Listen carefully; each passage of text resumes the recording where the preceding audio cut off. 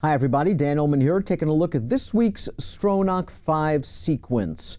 $100,000 guaranteed gross pool, $1 minimum play for the pick 5, low 12% takeout. Let's take a look at leg A of this Friday's Stronach 5, race number 7 at Laurel, 1 mile on the turf. As always in these videos, we are pre-scratches, program changes, track conditions, etc. I'm going to give you horses that have caught my eye on the early pass. When it's time for you to make your bets, please do so with the DRF Bets Ticket Maker application, available on DRF.com and of course available on DRF Bets, where you can utilize Steve Christ's formula of A's, B's, and C's. In leg A, I'm using 3 A's. Beginning with the number 1, Tom Hagen. Tom Hagen's in very good form for trainer Tim Keefe. I love this horse's win 2 starts back in a restricted allowance race where he just pressed a fast pace all the way around the track, still under a confident ride, made the lead in the stretch, and then held them off in the lane. Last time out, he broke well. He was rated to track the pace on the outside, again attacked turning into the stretch, and he ran a really good third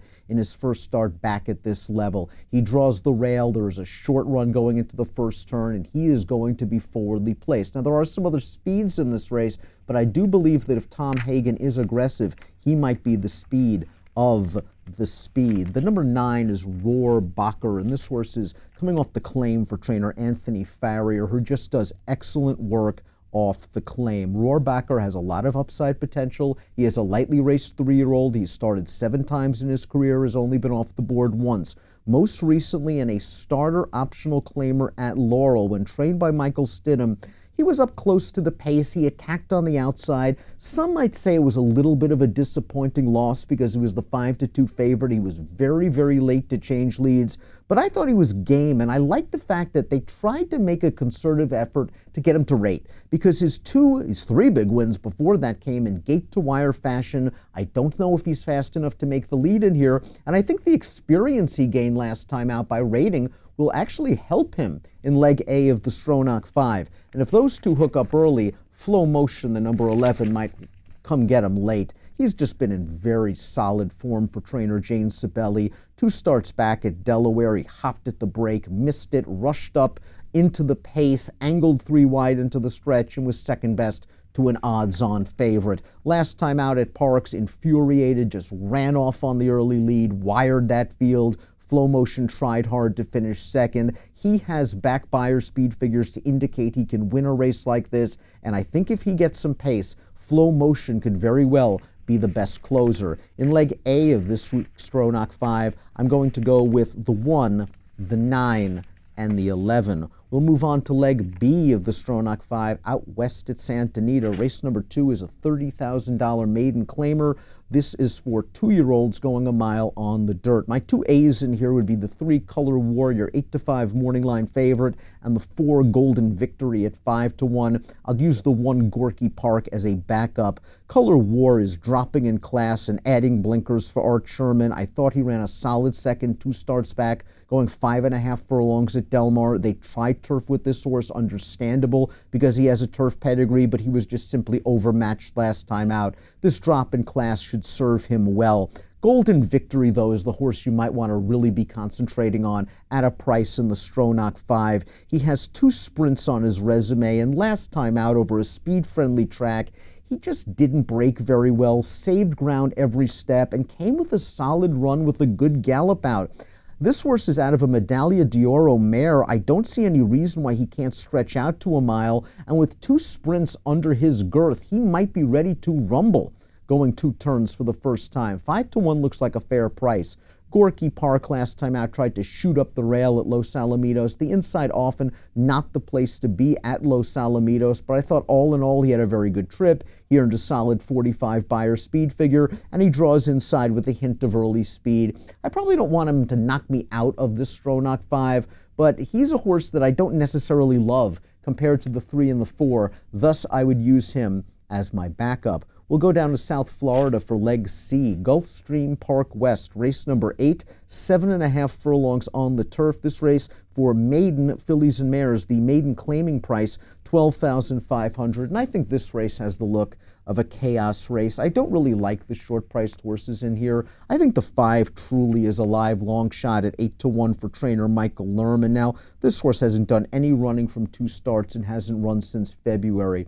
The angle here, other than the gigantic class drop from the $50,000 maiden claimers at Gulfstream in February to this paltry $12,500 group, is the fact that Lerman won last month with a horse off a similar layoff, off a trainer change, in a 7.5 furlong maiden race. I believe it was at Gulfstream. This angle has worked well in the past. That horse won off of a spotty work tab, truly only has 1 work since early September, and I'm not worried about any of that because the barn has proven that they can win with these kind of horses. This is a giant class drop. If Truly can't compete here, it's possible she just cannot run at all. The 6 is Trinny Cutie-Pie, going out for a barn, I believe, looking for the first lifetime win, and because of that, this horse is going to be a good price. She's also stretching out in distance, and she should be forwardly placed, either first or second off of Hidden Strength, another stretch-out sprinter. I have no problem with any horse getting forward in a cheap maiden claimer where there may not be a lot of passing going on.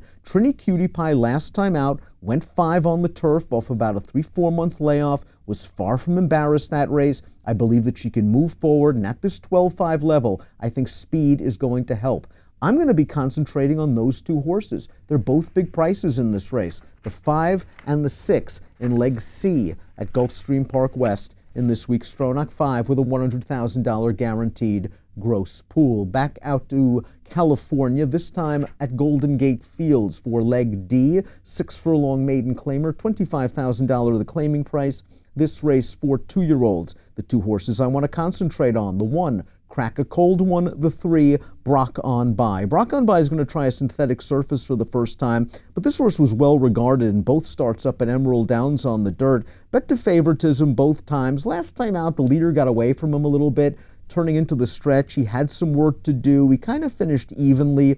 I think this is the kind of horse that will do well on the synthetic. Frank Lucarelli has done good work in the past going dirt to synth, and Brock On By to me can stay close going 6 furlongs. Crack a Cold One might simply be the horse to beat for trainer Steve Sherman. He took a little bit of money in his career debut, did not have the easiest trip, finished a good solid 3rd. The Sherman horses improve second time out, and if this horse can break well from the sometimes intimidating inside post position, Crack a Cold One might be your most likely winner in leg D of the Stronach 5. 1 and 3 for me as we head to the anchor leg, leg E, which is at Laurel Park. It's at race number 9, and it's a mile on the turf, another maiden race. This race for maiden filly 2-year-olds, and the number 3, Why Like Dis, I think is an intriguing first-time starter. I usually like experienced horses, especially going around or ground, but Why Like Dis has a strong pedigree by Derby winner Street Sense. The Dam was a stakes winner going long on the turf,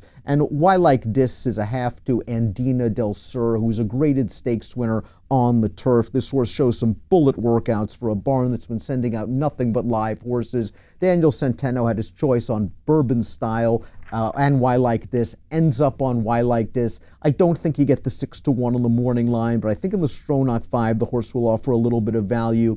The 4, Princess Katie, the 8, Summer Kiss, are horses I'm also going to use. Princess Katie added blinkers last time out. It really sharpened up her speed. She had a clear lead in the stretch, and she just couldn't finish it off. But she looks like she's going the right way with competitive buyers for trainer Wayne Potts. And as for Summer Kiss, she was just simply overmatched last time out when facing the talented Miss J. McKay in the Anne Arundel County Stakes. 2 starts back at a gigantic price in her turf debut. She ran into another nice one in Midship Lady and was only beaten 3 lengths. I think she has enough pedigree to stretch out to this mile, and off of her last fig, she is certainly a horse to consider at that inflated 8-1 morning line. 3, 8, and 4 are the horses I'm considering in leg E. In this week's Stronach 5, remember a $100,000 guaranteed gross pool, a $1 minimum wager, and a low 12% takeout. Best of luck.